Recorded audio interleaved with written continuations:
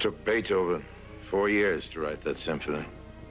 Some things can't be rushed. Good music and good wine. Paul Masson's Emerald Dry. In the Guinness Book of Records, this man, known to his friends as the Whippet, once held the world beer-drinking record. The time I saw Michael was when we had results revealing progression of his cancer, and I knew that the donosome was not working, and Michael knew that it was not working. Michael's knowledge that this had spread was devastating to him. It was time to make some serious decisions. Joan Crawford, the glamorous silver screen queen, never traveled without her personal stash of Smirnoff, gin, bourbon, and champagne. But behind the scenes, her life was a chaotic cocktail of addiction and excess. Here's the shocking truth.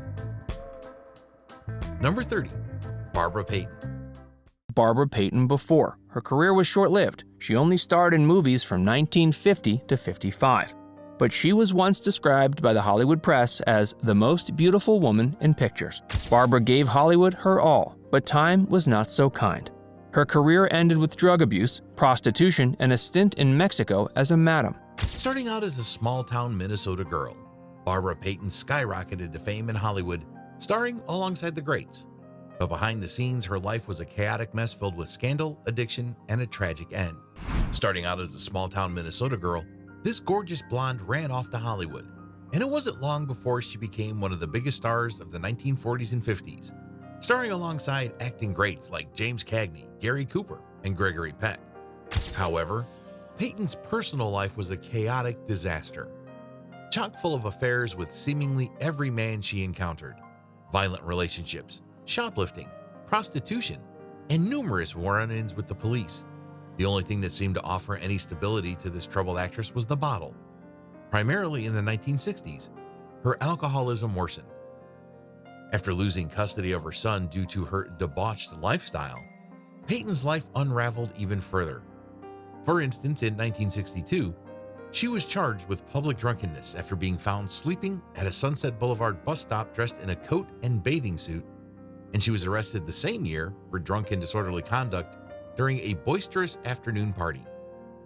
It wasn't long after that she was spending night after night in bars and pubs, and at the age of 39, she was found dead of heart and liver disease, her appearance so altered that she could barely be identified.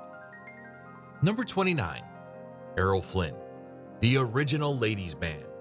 Errol Flynn was Hollywood's epitome of masculinity, but his fondness for alcohol led him down a dangerous path. The original ladies' man, lauded as the definitive symbol of masculinity and virility, Errol Flynn is remembered as the archetypal swashbuckler in films playing heroes like Robin Hood and Captain Blood.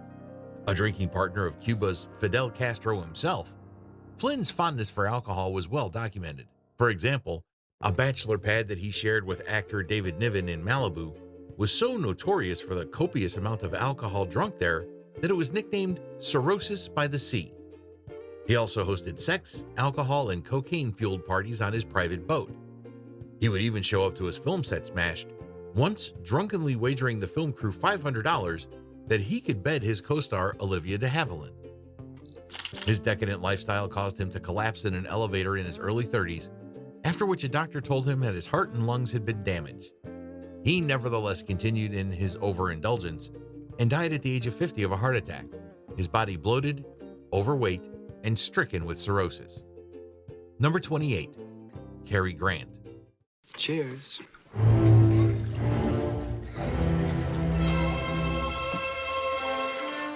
That's the trouble. You're too old for me. Can't you be serious? Oh, you just said an horrible word. What did I say? Serious. Cary Grant, the epitome of Hollywood elegance, battled his own demons with a surprising and unconventional remedy that shocked everyone.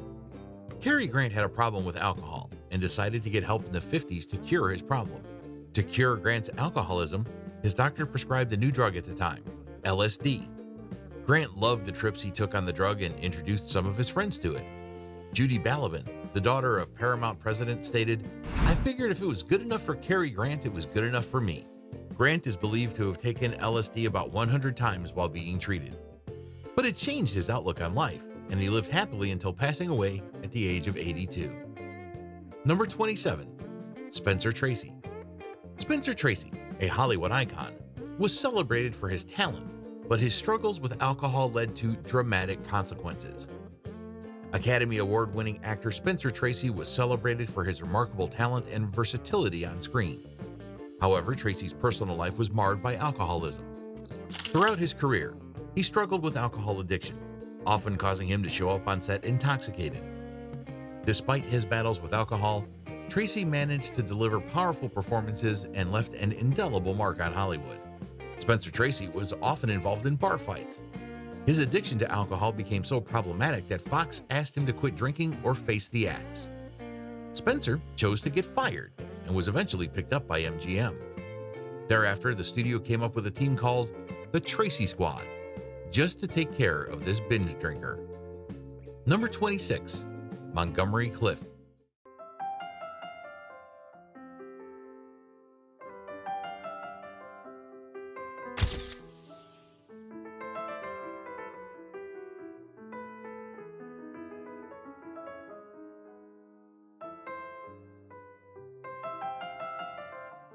Montgomery Clift, known for his brooding on-screen presence, hid a painful secret that drove him deeper into the bottle. Montgomery Clift was known around town as an eager but sloppy drunk, unable to gracefully hold his liquor. The tortured, brooding method actor is reported to have drunk in part due to the fact that he was homosexual at a time when that was totally unacceptable for a Hollywood leading man. He became a co-star, confidant, and drinking partner of Elizabeth Taylor, who knew his secret and loved and supported him until his demise. It was after a dinner party thrown by Taylor that Clift's life took a dramatic and tragic turn. After reportedly drinking only a single glass of wine that evening, Clift accidentally drove his car off a road in Benedict Canyon, marring a face so handsome that he and Taylor were once called the most beautiful couple in Hollywood. Number 25, Bernard Lee. Bernard Lee, best known as James Bond's boss, lived a life haunted by personal tragedy and a relentless addiction. With 50 years of acting under his belt and over 100 film and television credits to his name, Lee certainly kept busy as a thespian. His most notable work is surely as M, the head of the British Secret Service in 11 of the James Bond movies. However, the tragic death of his beloved wife in a house fire, a vicious mugging, and unpaid debts caused Lee to sink into depression and alcohol abuse.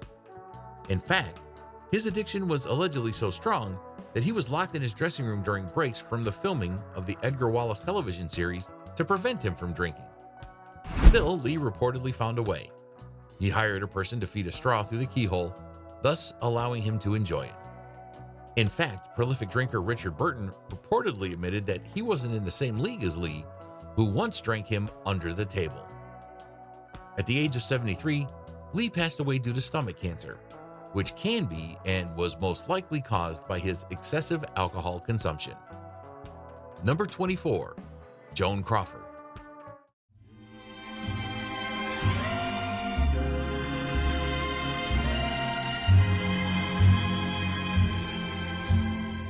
Joan Crawford's glamorous public persona masked a chaotic private life filled with scandal, excess, and endless bottles of liquor.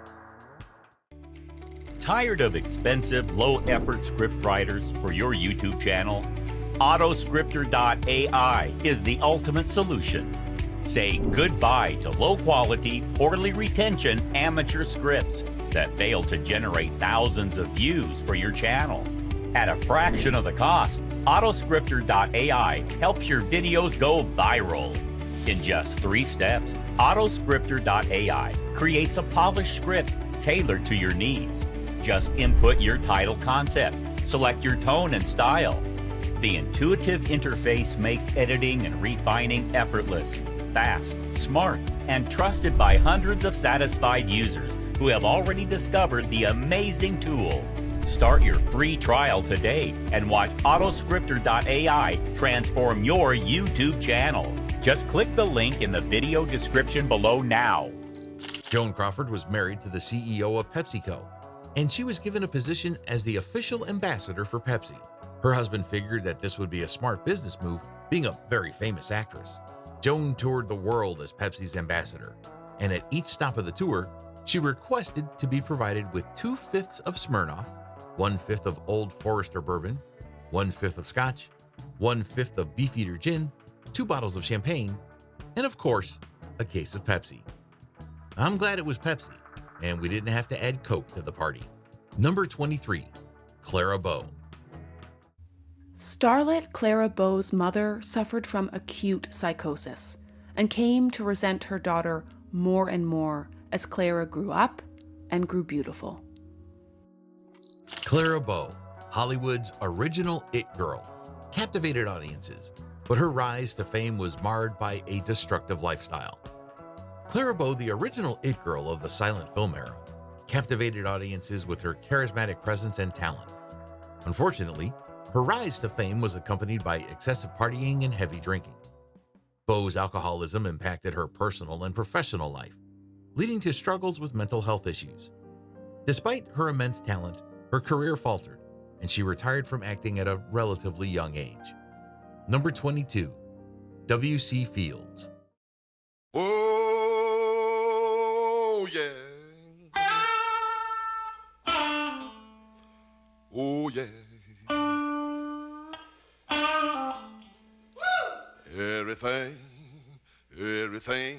Everything gonna be all right this morning.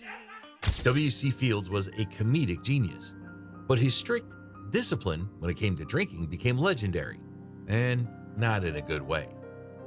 W.C. Fields was a man known for his strict discipline regarding alcohol. "I have never imbibed while sleeping, and I drink nothing stronger than gin before breakfast."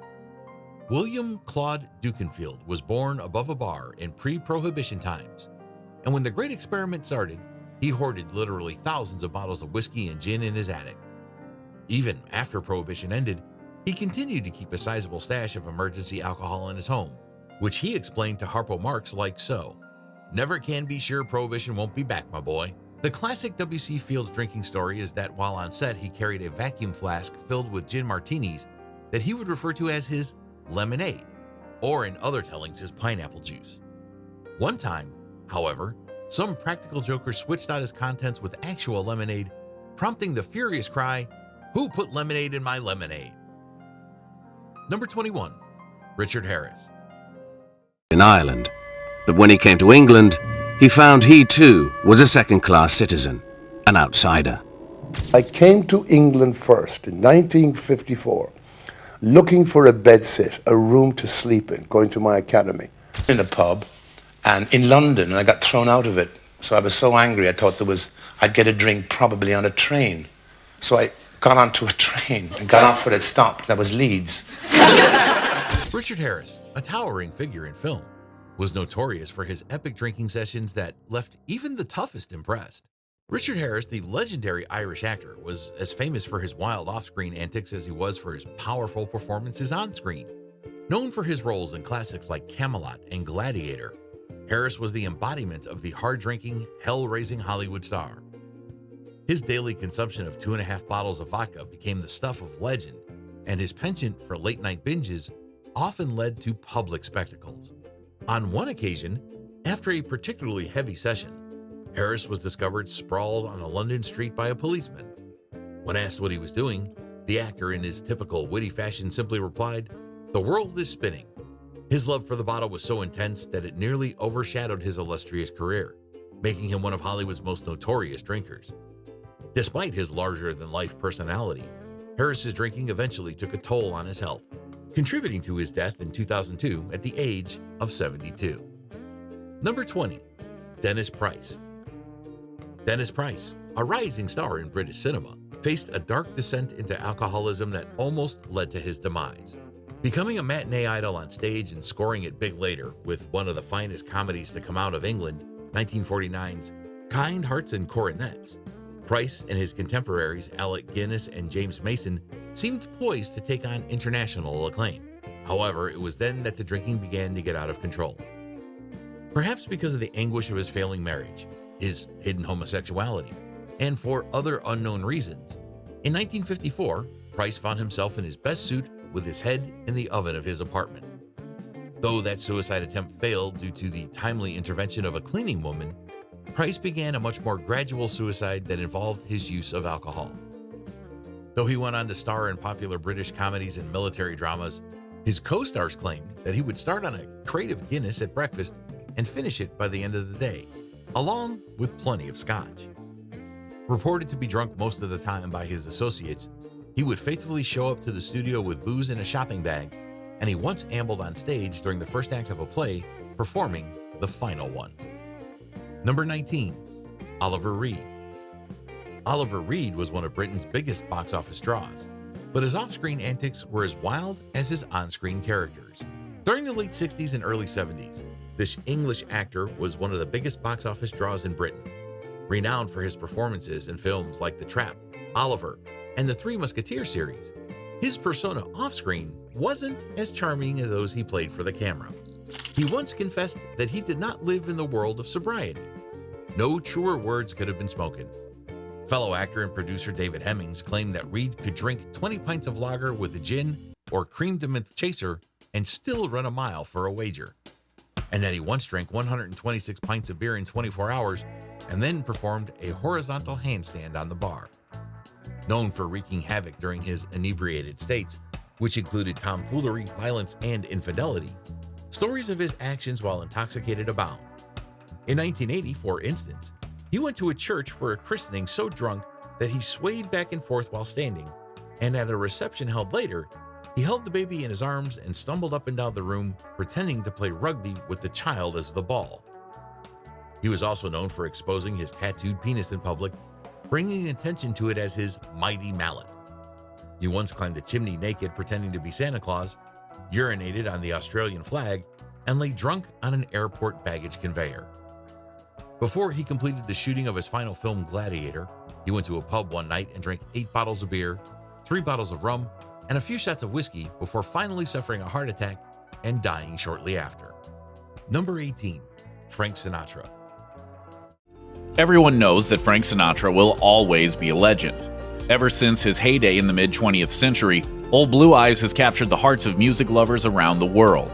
But few people realize just how tragic his life really was. Frank Sinatra, the Rat Pack's leader, was known for his smooth voice and suave demeanor, but his drinking was anything but cool. Frank Sinatra was what many people considered a functioning alcoholic. He claimed that Jack Daniels was his favorite. His signature drink was 4 ice cubes, 2 fingers of Jack, and a splash of water in a traditional rocks glass. It is rumored that he drank an entire bottle of Jack Daniels by himself daily. His doctor was shocked. Sinatra lived in the spotlight wherever he went. I guess you could say that he lived by the mantra, "The best is yet to come." But this was not always the case. Sinatra could turn mean when he was drunk. Sometimes he picked fights with journalists or fellow actors. He had to be careful. One of his wives said that she locked herself in their room when she saw him drinking gin because that's when he became mean. Frank, his buddies, and a few other Hollywood elites were dubbed the Olympic Drinking Team. Sinatra passed away in 1998 at the age of 82. He was buried with a bottle of Jack Daniels in his casket. Number 17, Tallulah Bankhead. Cocaine addictive nonsense. I ought to know. I've been doing it for years. Tallulah Bankhead, the daring and witty actress, lived life on the edge, mixing alcohol with other dangerous vices. Tallulah Bankhead, a larger-than-life personality and acclaimed stage and film actress, was notorious for her flamboyant lifestyle and heavy drinking. Known for her sharp wit and audacious behavior, Bankhead became synonymous with indulgence and excess. Her alcohol addiction was so severe that she reportedly stored bottles of bourbon in her dressing room. Bankhead's life was filled with turbulent relationships and health problems, largely due to her alcohol abuse. Tallulah Bankhead was notorious for mixing alcohol with cocaine, legal and illegal pills, and other drugs. Her last words were codeine, bourbon. Number 16, Paul Lynde. Paul Lynde hid a darker side fueled by alcohol that often landed him in trouble. Paul Lynde, known for his sharp wit and comedic talent, especially as the snarky center square on Hollywood Squares and Uncle Arthur on Bewitched, had a private life that was far more turbulent than his public persona suggested. Behind the laughter, Lynde struggled with deep-seated personal demons, particularly his battle with alcohol. His drinking often led to erratic and reckless behavior, including numerous incidents at underground gay bars, where he was a frequent guest. Lynde's temper and intoxication frequently got the best of him, leading to public altercations and getting thrown out of venues on multiple occasions. One infamous night, his drinking led to a dramatic police chase, further highlighting how his addiction was spiraling out of control. Despite his outward success, Lynde's personal life was marred by these incidents, contributing to his declining health. His heavy drinking eventually took a fatal toll, and he passed away at just 55 from a heart attack caused by years of alcohol abuse. Number 15, Andre the Giant.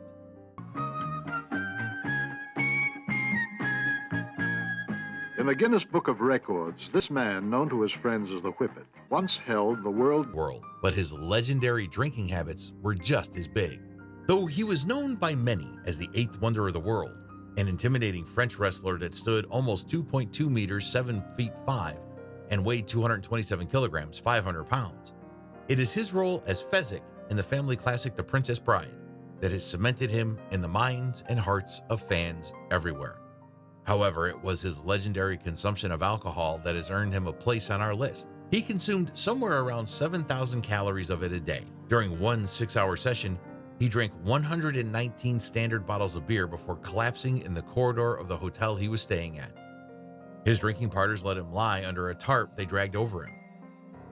When one bar owner in Kansas City let Andre know that he could stay as long as he kept drinking, he was still there at 5 a.m., having gone through some 40 vodka and tonics. Being one of the highest paid wrestlers of his time, much of his income was spent on beer and hard liquor. After a month of filming The Princess Bride, his bar bill totaled over $40,000. Although known by his friends as generally being a gentleman, under the influence, the Giant was a force to be reckoned with. He once flipped a small car over with a few men inside that had the nerve to pick on him inside a bar. And another time, he and a fellow wrestler, Dusty Rhodes, took off on a pair of horse-drawn carriages through the streets of Manhattan. Number 14, Humphrey Bogart. Humphrey Bogart's on-screen coolness was unmatched, but off-screen, his drinking habits often got him into trouble. He has been called the greatest male actor in the history of American cinema, with multiple Oscar nominations and performances in classics like Casablanca, The Maltese Falcon, Treasure of the Sierra Madre, The African Queen, and countless others. It's not hard to see how Bogey has become one of the most respected in the pantheon of Hollywood thespians. However, in his personal life, Bogart was known as quite the drinker. One of his friends said, "Bogart's a hell of a nice guy," until around 11:30 p.m. After that, he thinks he's Bogart. Then he could become angry, stubborn, or even abusive when drunk, and later on in his illustrious career, it began to affect his work, as he frequently came to the set either drunk or hungover. He once showed up in his pajamas, refusing to work and instead riding around the Warner Brothers studio on a bicycle. During his filming of the adventure film Sahara, he reportedly refused to leave his dressing room until his wife at the time, Mayo Method, brought him a thermos of martini. Even off the set, Bogart could rarely last long without getting smashed, once drunkenly leaving a restaurant with their safe before deserting it on Beverly Hills Boulevard. He even got dragged into court after assaulting a few women who had tried to take off with the toy panda that he had brought to an exclusive club as a drinking partner. Though he drank with the likes of Richard Burton and Frank Sinatra, he still got into trouble and was banned from pubs, bars, and clubs. Number 13, Dean Martin. In all seriousness, I feel sorry for you people that don't drink. I mean it, because when you wake up in the morning, that's as good as you're going to feel all day. Dean Martin was the king of cool, but was his constant on-stage drinking an act or something more sinister? The king of cool once stated, "I feel sorry for people who don't drink. When they wake up in the morning, that's as good as they're going to feel all day." Much of Martin's performing persona was based on being a lovable drunk, although his daughter and other close friends have claimed that it was all an act, and Dino just had apple juice in his glass. It was just the drink and cigarette in his hand that made him more revered. Men wanted to be him, and the women wanted to be with him. But he was a kind father, always home for dinner, and only had one cocktail with his wife during the evening. Number 12, Robert Mitchum. Robert Mitchum was a tough guy on screen, but his real-life brawls and drunken outbursts were no act. Robert Mitchum was no pretty boy leading man. He was a dark, brooding force that was known to bring chaos in the wake of his drunkenness. Mitchum became notorious for his off-screen exploits and even ended up in jail after falling victim to a police sting looking for Hollywood stars that partied too much. In an incident that explains Robert Mitchum's alcohol addiction, Robert started a brawl after thrashing several stuntmen on the sets of His Kind of Woman while filming a fight scene. As he was drunk, Robert simply forgot that he was filming and went for the stuntman for real. Number 11, Ethel Barrymore. Ethel Barrymore, the grand dame of Hollywood, battled addiction early on, but managed to turn her life around. Ethel Barrymore, often referred to as the First Lady of the American Theater, was a member of the illustrious Barrymore acting family and a towering figure in Hollywood's golden age. Despite her refined public image, Ethel struggled with alcohol addiction early in her life, a battle that began in her youth as she navigated the pressures of her family's fame and her own rising stardom. Drinking became a way for her to cope with the stress and expectations placed upon her as a leading actress in both theater and film. However, by the time she reached her late 30s, Barrymore recognized the destructive path she was on and made the courageous decision to quit drinking entirely. Number 10, John Barrymore.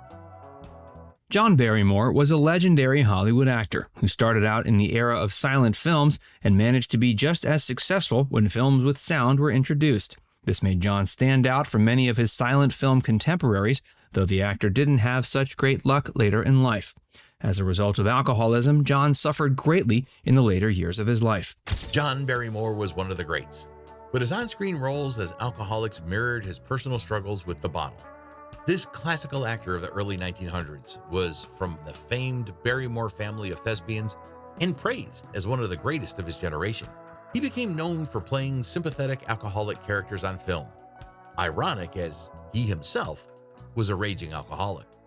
Although known for his fantastic Shakespearean enactments, his performance as Mr. Hyde and later his role as Sherlock Holmes, his tragic youth and difficult later years escalated his drinking to the point that his second wife once caught him trying to drink her cologne. However, it wasn't many years later that his career was finally ruined due to his habit of returning to the bottle due to the effect that liquor had on his memory. From the year 1936 on, he needed cue cards to complete his roles. A few of those roles would chronicle the tale of a man who sinks into the life of drinking and debauchery, and his hands shook uncontrollably. Number 9, Ann-Margret. Ann-Margret's dazzling smile hid her battle with alcohol, a struggle she fought for much of her glamorous life. Ann-Margret, the vivacious redhead known for her electrifying performances in films like Viva Las Vegas alongside Elvis Presley and Bye Bye Birdie, was the epitome of 1960s glamour and allure. However, rumors swirled around Hollywood that beneath her dazzling smile and bubbly on-screen persona, she battled a darker side involving alcohol. Whispers of her struggling with the bottle often accompanied stories of her private life, including her tumultuous relationships and attempts to cope with the intense pressures of fame. Insiders claimed that Ann-Margret's drinking was a way for her to deal with her personal demons and the relentless scrutiny of the public eye. Though she largely kept her private battles hidden from the press, those close to her hinted at episodes where alcohol played a significant role in her life off-screen. Number 8, Robert Shaw. Robert Shaw's intense performances in films like Jaws were fueled by something more than talent. His drinking was infamous on set. Big sharks, choppy water, and testy co-workers made the filming of 1975's Jaws an absolute nightmare for most of the people involved. Robert Shaw sipped on scotch during long filming days, causing tension between him and his co-star, Richard Dreyfuss. Shaw was drunk in most of the film with the exception of one scene, the scene where his character actually gets drunk. Richard Dreyfuss later stated that he liked Shaw when he was sober, but he couldn't stand the man drunk. Once, Dreyfuss actually took a glass of booze out of Shaw's hand and dumped it overboard into the ocean. Number 7, Elizabeth Taylor. Elizabeth Taylor was the first major star to openly confront her addiction, paving the way for countless others. Liz Taylor was known for her beauty and talent on the silver screen, but she struggled with alcoholism for decades, as well as getting addicted to painkillers. Taylor was the first celebrity to admit herself to the Betty Ford Center in 1983. Betty Ford, the first wife of U.S. President Gerald Ford, had struggled with the same addictions before getting the help she needed in 1978, and later opened the rehabilitation center to help others.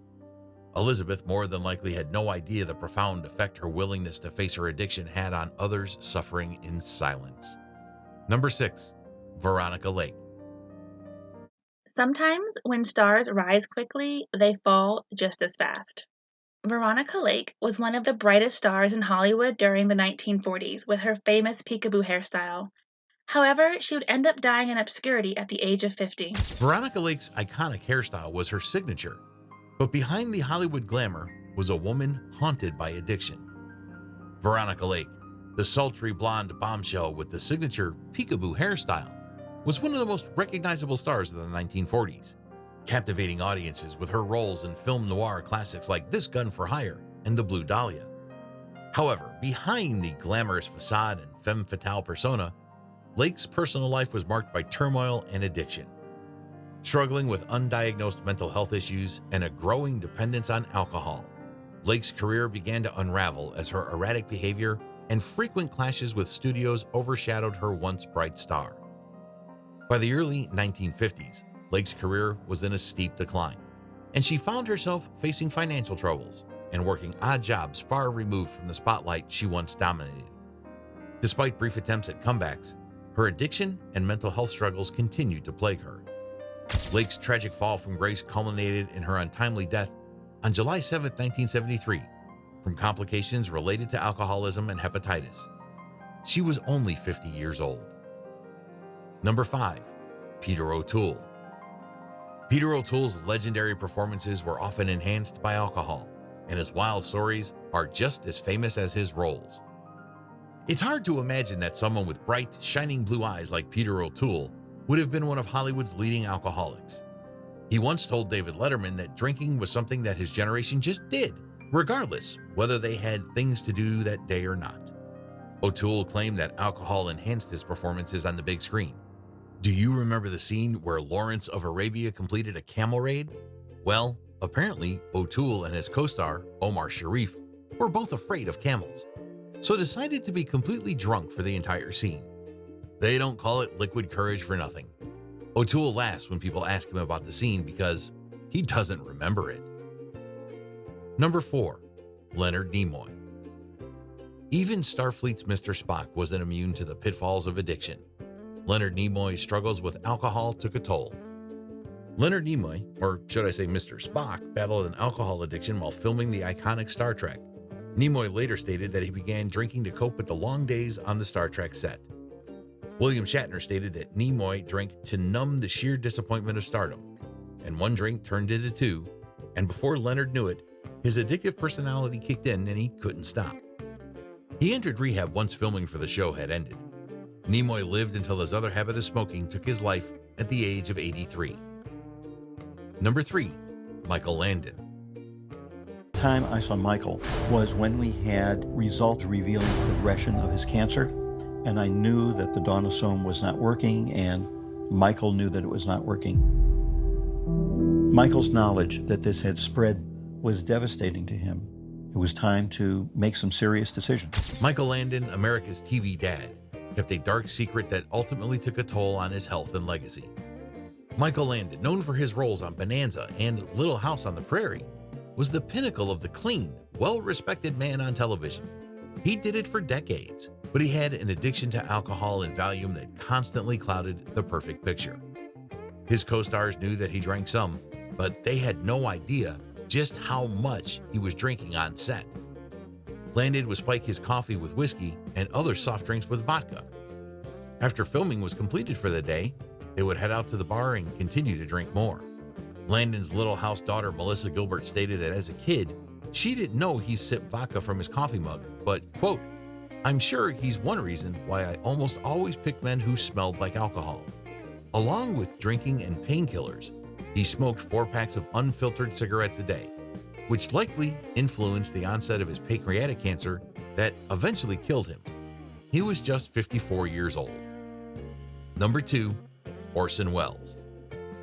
Orson Welles, the legendary filmmaker, indulged in a lifestyle of excess that eventually caught up with his towering talent. Orson Welles' drinking habits were no secret either to his colleagues or the media. His favorite drink was a Negroni, a cocktail of gin and scotch.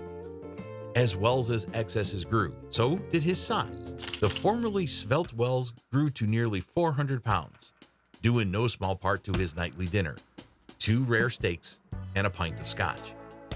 His behavior on set became more erratic, and he was known to drink between takes. Later in his life, and perhaps due to his success in boosting the Negroni's popularity, Welles became the pitchman for a number of different alcohol companies. Number 1. Richard Burton. The Crown has made it clear. The climate must be perfect all the year. Richard Burton was one of the biggest celebrities of the 20th century, as well as a towering presence in theater and film acting. Richard Burton, with his iconic voice and magnetic presence, lived a life of brilliance and destructive habits that defined his legacy. A magnificent actor famed for his dynamic style, baritone voice, and relationship with Elizabeth Taylor, Richard Burton was described as a successor to the great Laurence Olivier and can still be seen in brilliant performances in films like his Oscar-nominated Who's Afraid of Virginia Woolf? But old habits die hard.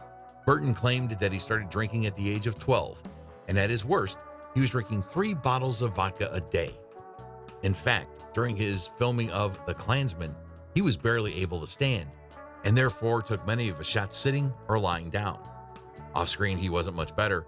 He once downed 21 shots of tequila before diving into the sea when he heard of a reported shark sighting. In 1974, Burton almost died from a binge on hard liquor, and even a few years before, in 1970, doctors had warned him that alcohol abuse would eventually kill him. His destructive habit had caused his kidneys to grow to abnormal proportions, and his spine was found, during an operation in the early 1980s, to be covered with crystallized alcohol. Ignoring the advice of medical professionals, this marvelous Welsh actor's career ended abruptly in 1984, with his death at the age of 58, his body riddled with the effects of alcoholism. Thanks for watching, everyone. If you enjoyed this deep dive into Hollywood's most scandalous alcoholics, make sure to smash that like button and subscribe for more juicy stories. Don't forget to check out our other videos for more shocking tales and untold secrets of Tinseltown. See you in the next one.